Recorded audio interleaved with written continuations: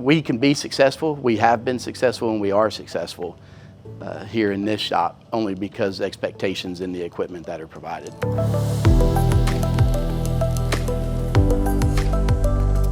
So the exhaust systems in the welding classrooms are there to extract the fumes, the welding fumes that are put off by the welding process that really shouldn't be inhaled by the students.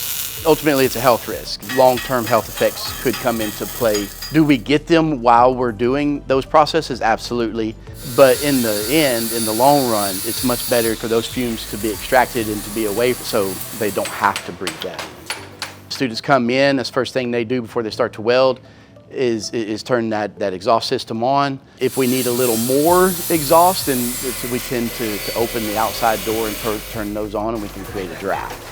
We've got 8 booths in there. You get 16 kids in there. It gets crowded. It gets a lot of fumes. It could get really smoky, and there are times that we might be using another piece of equipment the exhaust isn't working good enough for, and it gets really smoky in here.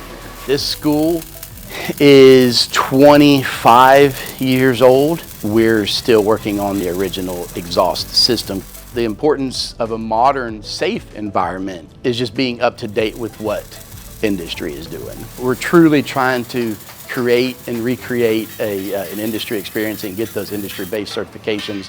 Then we need to do what industry is doing.